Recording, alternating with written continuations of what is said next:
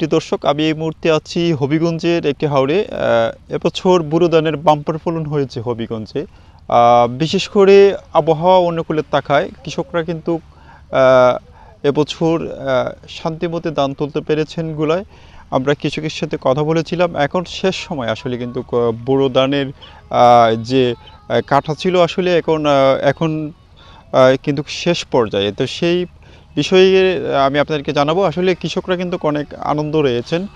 তারা যেমন এবছর সুন্দরভাবে ধান তুলতে পেরেছেন, ঠিক তেমনই কিন্তু তারা আবহাওয়া অনুকূলে থাকায় তারা কিন্তু কোনো ধরনের দুর্ভোগ ছাড়াই কিন্তু তারা কিন্তু ধানগুলো তুলতে পেরেছেন। তো এই নিয়ে আমরা কৃষকদের সাথে কথা বলেছিলাম। কৃষকরা আমাদেরকে যতটুকু বললেন যে আসলে এবছর ধানের দামও তারা বেশি পেয়েছেন এবং আহ,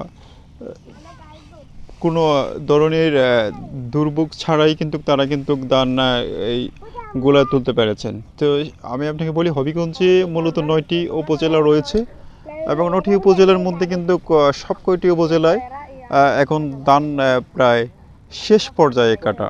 আসলে কৃষকরা অনেক আনন্দ এবং তারা কিন্তু কোনো ধরনের আহ, মাঠের অলরাউন্ডার আমি আর ঘরের allrounder Taylox. Taylox toilet cleaner, clean মানেই টাইলক্স। বর্জ্য বা দুর্ভোগ ছাড়াই তারা কিন্তু ধান গোলায় তুলতে পেরে। তো আসলে দেখতে পাচ্ছেন যে কৃষকরা কিন্তু অনেক আনন্দ। কৃষকদের কিন্তু এবছর কিন্তু কৃষকরা খুব শান্তিপূর্ণভাবে তারা কিন্তু ধান তুলতে পেরেছেন। এবং আমি আপনাকে বলি, হবিগঞ্জে মূলত 9টি উপজেলা রয়েছে।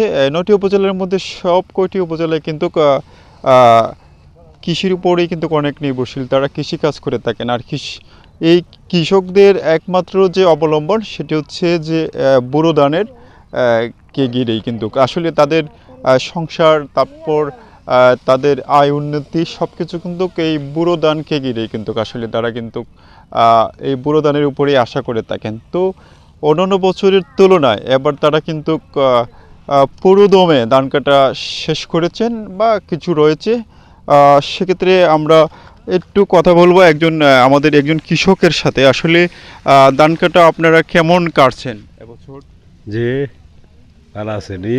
আমরা ধান কাটি ধান কাটি ধান।